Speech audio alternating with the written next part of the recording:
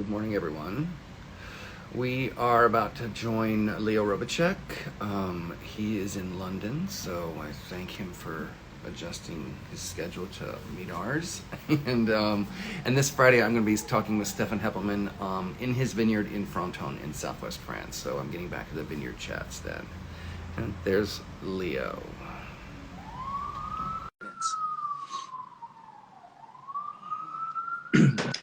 Leo, hello, sir. Hi, how are you? I'm very well. You have beautiful artwork. Is that your home? No, I'm actually in the Nomad in our hotel in London. You are at work. That's right. It's 4 o'clock there? At 3 o'clock. 3. Okay. Oh, right. Okay. Thank you so much for taking time in your day to meet us and adjust your schedule to sit and chat with me. Yeah, of course. So as we've discussed offline, this Wildman has brought us together to discuss diversity in the wine world and now the mixology world. So I've talked to a few people.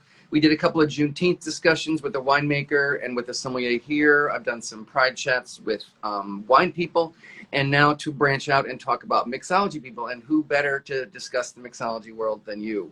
So Leo, can we start by you introduce yourself and tell us where you're from, where you learned what you do, and how you got where you are? Sure. Well, I'm Leo Robitschek, and I do all of the cocktail programs for the Nomad Hotel, and I run all of food and beverage for Sidel, which is our parent company. I am originally from Venezuela, from Caracas, and I moved to the States when I was about 5. Grew up in Miami and have been in New York for the last 20 years. Wow, okay. Really fast. I originally moved to New York out of college to work in the finance world, and after a few years, I decided to go back to school, and I started working in hospitality. And one of my coworkers actually was an investor in Sushi Samba. So I started working Sushi Samba around 2003.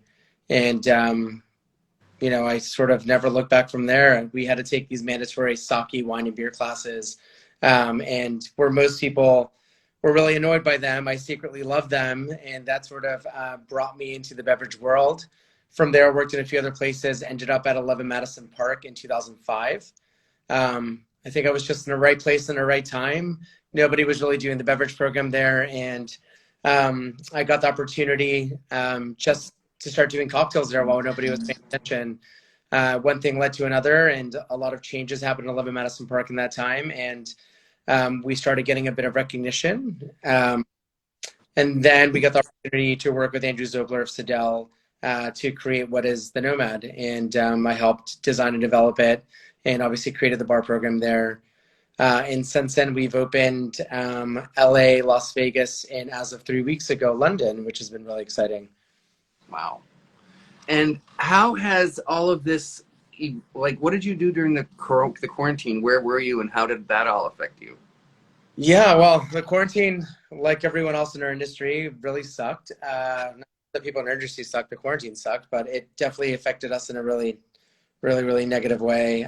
We closed all of our properties temporarily, and during that time, I sadly got really sick. I was like patient zero, end of February, beginning of March of 2020. I was sick for about 6 weeks, and then ended up going out of the hospital for 9 days. And there, something amazing happened. It was just, everything you heard about it was pretty much right. It was like something out of a World War II movie, but I started seeing the staff just like so overwhelmed and overworked, and my friends started sending me food, and then in turn started sending the staff food, and I just saw the first time they did that everyone came over with these signs that they made that just said thank you, and it really just allowed me to like fall in love with the hospitality industry again, and seeing something as simple as providing a warm meal for somebody, what that can do. So when we got out of the hospital, I started working with World Central Kitchen, and we started doing meals for people in need. And it was a pretty cool tie up to the story in that one of those places was Lenox Hill, where I was at, and I was able to actually provide about 60,000 meals for them, which is pretty cool. But it was an amazing experience. And then thankfully we were able to reopen New York. And we started doing outdoor dining, and then post that we obviously have opened London. And how long has the London project been in? It's got to have been in the works for a while. Oh, it's been 5 years since we found the building. So it's a grade two building, meaning that it's a very historic building. So all the planning and all the changes take a lot longer. But it should have opened in July of 2020. For obvious reasons, it did not. Then we thought we were opening in December of 2020, and for obvious reasons, they went back into lockdown in London. We did not, so we were able to open just a few weeks ago, which has been pretty amazing. That's wild, yeah, to do all this. There's so many places opening right now here in the city, and you realize all the work that had to go on while they couldn't really be in the place, and just it's fantastic, but still kind of bends your mind to realize what you guys have had to do to make it happen. Yeah, I mean, opening a place, when you're in a different country during a pandemic is not your traditional way of opening anywhere. So not being able to be here to oversee construction, and it was a little hard, and it definitely slowed us down a little bit. But overall, I'm super excited and impressed by the space and how it turned out. And it's just really great to be able to open something during this time. I think for so long we were closing and then reopening our spaces with so many limitations. Yeah. That being able to open something new and the way that you designed it, the way that you envisioned it, and in such an impactful way has been incredible. It's great to be sort of this light at the end of the tunnel, or a beacon of light to show that our industry, is back and is needed more than ever. And is adaptable. That's one thing I've learned. It's definitely very adaptable. Did the being kind of opening during the quarantine kind of like make the vision of the project shift a little bit? Is there more outdoor seating than you would have, or something like that? Yeah, well, where we're at, we actually don't have any more outdoor seating than we normally would have. We do have a little outdoor area, but we didn't open it this summer just yet. But it definitely changed in other ways. I think that we learned, I hope we all learned a lot during this pandemic. And I think one of the things that we learned is the fragility within our industry, and what we needed to do, and what we need to continue pushing for in order to make it more stable. And then just things that you adopted during coronavirus, different methods of cleaning and different methods of service. And then even more importantly, during that time, everything that's happened with just equity in general, and equality has been at the forefront of our minds. So making sure that everything that we do fits within our culture, but also reevaluating our culture and seeing if everything in 2012 when we opened is really the same thing that matters to us in 2021. So that was, some good that came out of this. But overall, I think what this coronavirus has taught me, like I said, I mentioned before in the hospital, but even post that, it just made me realize the nobility of what we do, and how more than ever what we need to do is provide safe and transportive places for people to create memories, be it over a glass of wine or a cocktail or food. And it really made me fall in love with the industry even.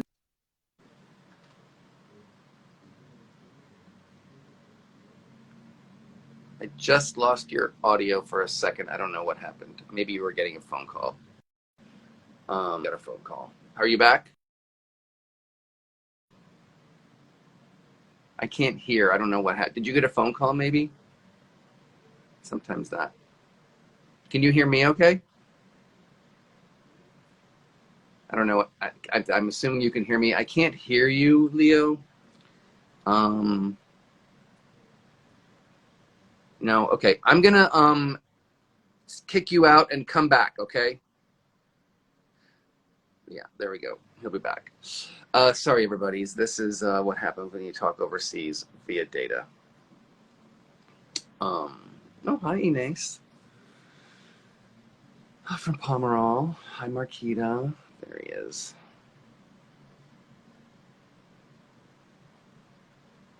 I think I hear him. Hey, I don't know what happened. Maybe you got a call. Sometimes that messes up the sound. Whatever. I get a call. But I gotta say that I'm having worked through the pandemic, I'm on the verge of being pretty burnt out. So it's really inspiring to hear somebody who's kind of opening and going into it, and it's very refreshing to see that. Can I ask how you, like, when I make a wine list, I kind of I mean, we made our wine list kind of to reflect an old New York restaurant. So it's kind of a classic list. And then I have my little darling things that I put in there. But then it evolves as you see who your clientele are. And maybe they want more approachable things. Maybe they want more quirky things. How do you approach making a cocktail list for a place? Yeah, I mean, sort of loaded question. I think what we look at is the why of why we do things. So Mm-hmm. when we think about a place, it just needs to work synergistically and holistically. Like, so it's about what is this space? Why are we making this space? And then everything evolves from there. So obviously it should match with the concept, with the food, and with the space. The second part I look at, honestly, is depending if it's a place that we build ourselves or if it's a place that we walk into, is the limitations that we have within our spaces because of the bars and the proximity of our kitchen spaces or back of the house spaces. So all of that goes into really deciding what's going to be in a list. So for us, one thing that we really focus on is synergy between the kitchen and really having a great working relationship with the Nomad with the kitchen. So everything we do, like the kitchen, is very seasonal. We try to use as many products that they use, not only to limit waste, but also just to be green. But at the end of the day, we don't create cocktails for the food, but since they're born together, they all work well with the food. So we always have that in mind as well. We're in the cocktail bar versus a restaurant bar. We get to be a little bit more whimsical in the cocktail bar. And it just varies. Each one of our nomads obviously is very distinct in its location. So Vegas for us tends to be more about guilty pleasures. New York is probably the most adventurous out of the bunch. LA tends to be more whiskey and tequila focused. Also in the pool area there, it's a little bit more poolside and warm weather focused. So we take all of that into account. And then obviously once you open, you see what people respond to. And you also work with your team within the spaces, especially your local team within the spaces, to then create a menu that just feels more of that city. Huh. That's really, it's incredible you bring all those things together on the little cocktail list that people don't even think of all that work that goes into. I mean, I'm sure with your places they have more of an idea, but it's fascinating. Has that, and maybe go back, I bartended at B Bar in the 90s. Oh, nice. Yeah. And it informed a lot of things in life, but back then, like the lychee martini was as fancy as anybody got, and the Cosmo was the big drink. And I have seen it, that it's kind of, the mixology thing has exploded and changed. Being at the Waverly, we still kind of have a very basic, again, it's old New York kind of feel, so our drinks are fairly simple. But what have you seen in just like, maybe since you came on the scene bartending the mixology, how has that changed, and how has the clientele changed? How has what they want changed? Yeah, I mean, that's also a loaded question. I've been bartending, I guess, professionally now since 2003. That's when I really started taking it more seriously. But I, was bartending in the late 90s and early 2000s through college as well. And it's been such a night and day shift. I think when I first started bartending, I was lucky that at Sushi Samba we had the guys from Tippling Brothers. So Paul Tangway was the beverage director, and he was one of the first using fresh ingredients, which was, it doesn't sound like a crazy thing now, but we were juicing about 15 or 16 different juices, and we were using a whole bunch of different sugars and berries and fresh produce and syrups, and it was very muddle heavy. And that really changed my mind a lot when it came to cocktails, because back then it was a lot of sour mix or a lot of canned juices. So just seeing how you can elevate it by the ingredients obviously changed. And now that's like the minimum that you have to do, obviously. But like in New York City, where it tends to, for me, to be a bit more of an adventurous city, I've seen that evolution go from, no, I don't want to try that, or no, I don't drink whiskey, no, I don't drink gin, to people not caring what's in the well, I shouldn't say not caring, but not caring what spirit is the main spirit, as long as it has items in it that they deem to be exciting or new or different. So people in New York are really adventurous when it comes to branching out and tasting things. Obviously, we're a cocktail bar that's got a bit of recognition, so people feel a little bit more comfortable.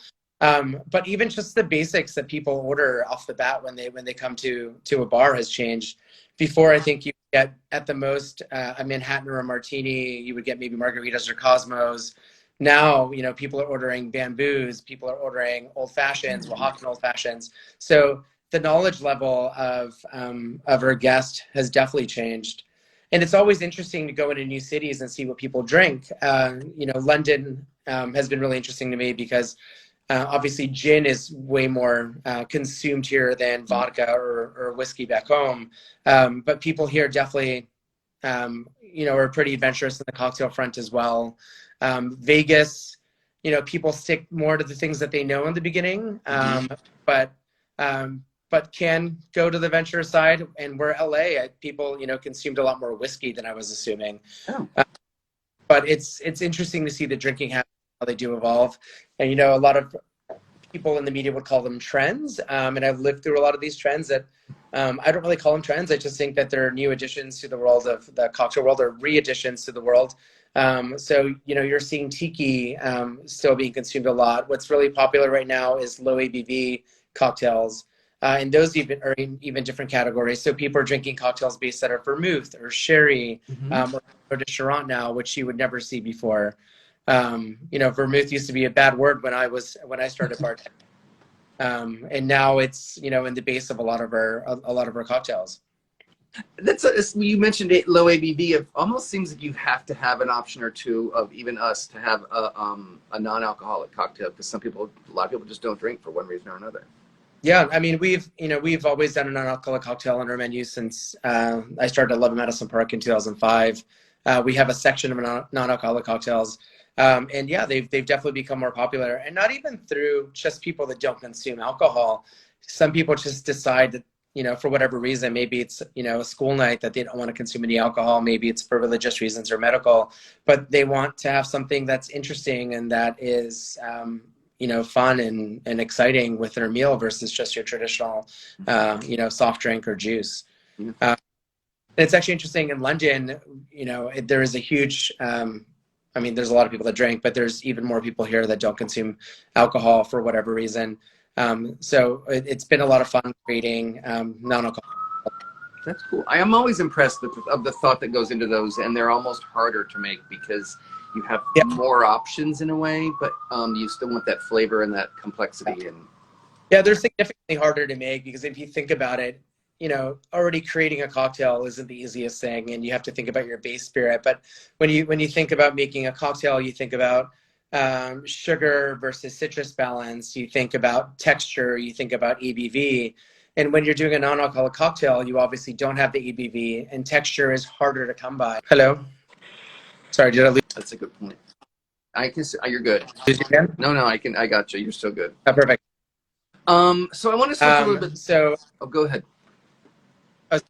So a lot of the ingredients you have to make as base ingredients. So they take a lot more prep work to make something that is not your traditional just, highball or fruit juice cocktail. But there are a lot of spirit or non-alcoholic spirits that are coming out on the market right now, which have made the game even more interesting. Yeah, and probably a little more complex to raise the bar. I want to switch a little bit now to talk about diversity, because I mentioned I worked at Bowery Bar. We had a gay night called Beige for many years. It was very popular. I met a lot of my wine friends there. There's some friends that I'm still in touch with from there, and I now see those guys come into the restaurant and still drink cocktails. It's not so much a wine world, but being a somm and you go to these big portfolio shows I've mentioned, and you walk into the room. I have a couple of black friends who said these black girls would meet outside together because they were so intimidated to go into this room of straight white people, and they were the only girls there, the only black girls. And it kind of makes me cringe to think that was so harsh for them to go and be alone, but you can imagine. But I also had a version of that I kind of like, oh, this straight white guy thing, I have to go and kind of play that part. And then there's a little bit of an old guys club, and you have to, I call it straighten up when you go there and just play along with everything. And that's obviously changing, but you said there was a parallel in the mixology world with conferences and whatnot. So could you talk about that a little bit? 100%. When I started going to conferences in 2005, it was just legit straight white toxic masculinity. Yeah. And you know, I'm both Venezuelan but look very white, and I'm also I can pass as cis or a cis, you know, straight man, a little bit more than some of my other friends. So it's always interesting to be that fly on the wall and hear what people say. Right. But in the high end, or sort of the upper echelon of the cocktail world, there's not a lot of gay males, and it's changing a bit now. And you're seeing more, you know, gay, queer, lesbians within the community.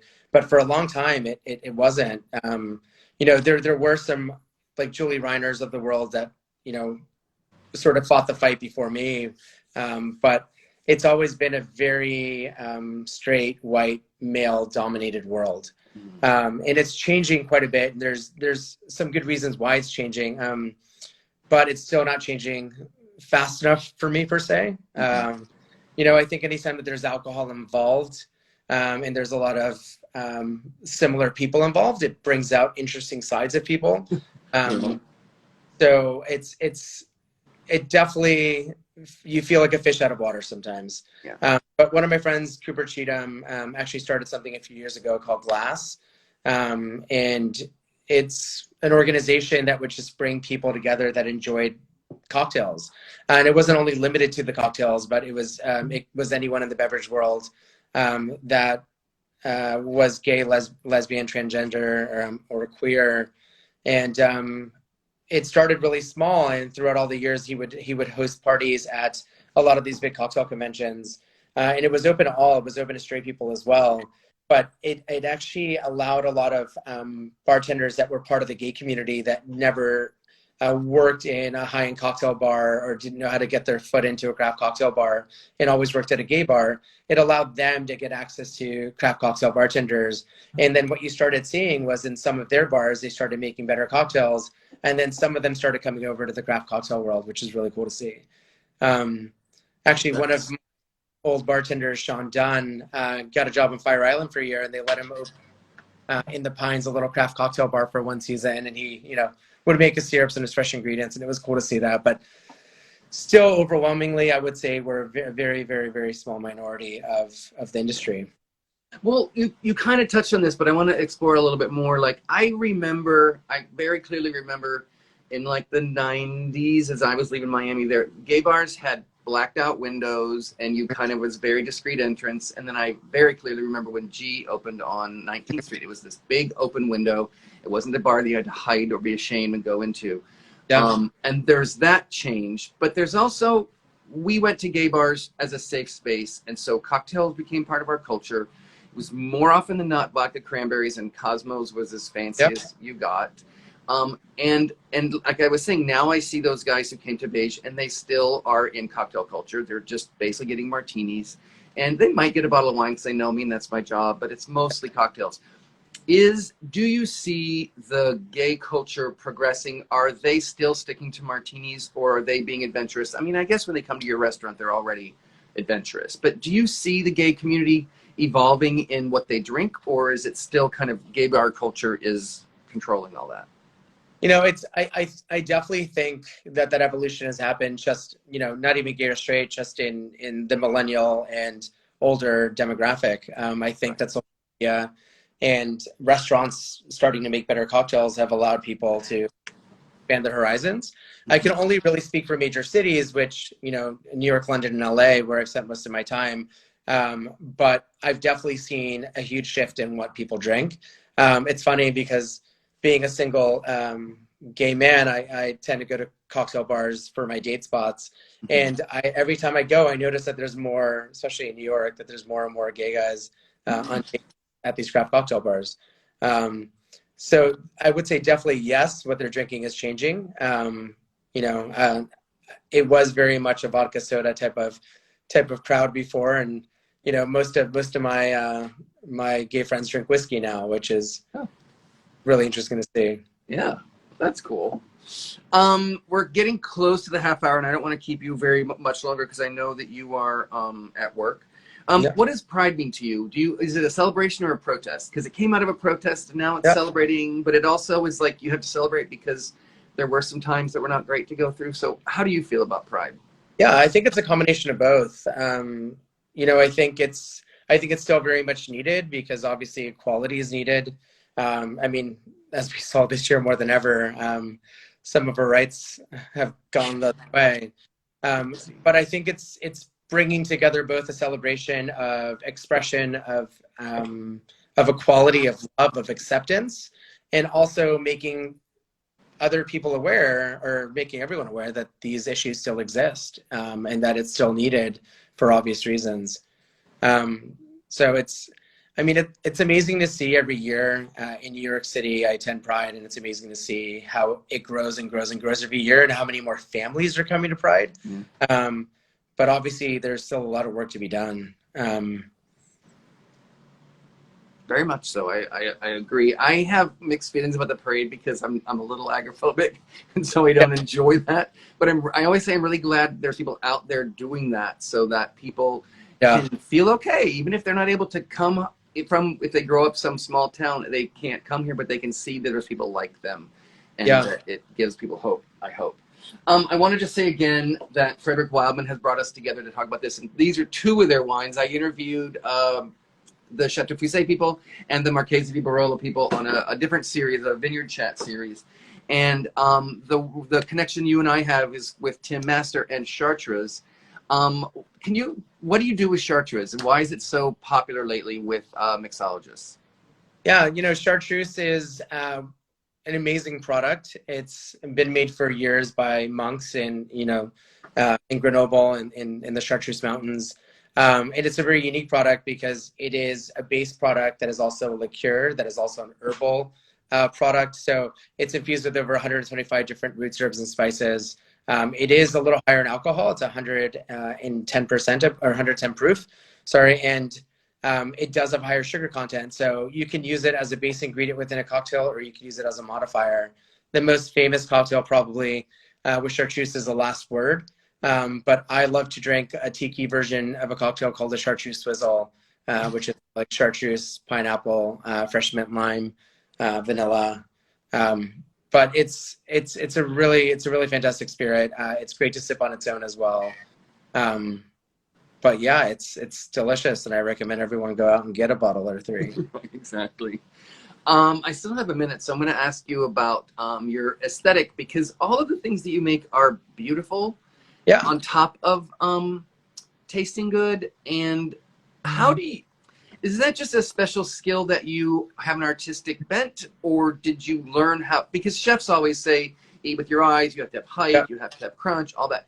How did you learn to make your drinks beautiful and be creative in that front? Yeah. Again, I was really lucky that I was in the right place in the right time, and I worked really hard. I never really had a mentor per se. I didn't fall in any of the categories of cocktail schools.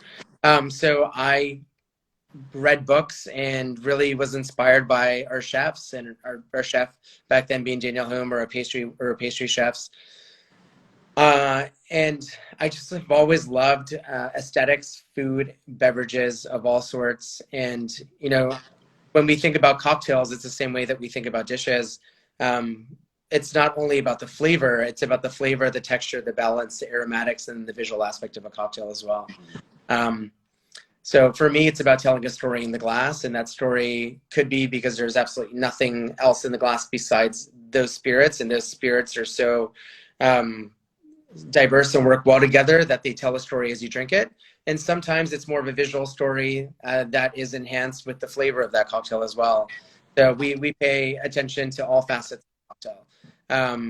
So I'm lucky that I've worked in, you know, a 3 Michelin star kitchen. So anytime I didn't know how to do anything, I would just go bug the chefs, and, you know, they would teach me better knife skills or better ways of doing specific things. So for me, it's all about looking at it from a 360 view, but then also prep in order to make sure that things are both consistent and that they look good. Yeah, I very clearly remember I was at Barbaloo, and Daniel came behind the bar and he goes, "Why don't we cut our lemons this way?" And it was just a whole other level of just like, it looks so much nicer on the glass. Leo, thank you so much. It is a pleasure to finally meet you and have a nice long chat. I really appreciate you taking your time. Thank you so much. Thank you for having me, and thank you, Tim, for setting this up. And it's an absolute pleasure to finally meet you as well. Awesome. sort of crossing paths all these years. It's great to have a conversation. Truly, truly. Well, thank you. Happy Pride, and enjoy your opening, and stay well over there. Thank you so much. Take care.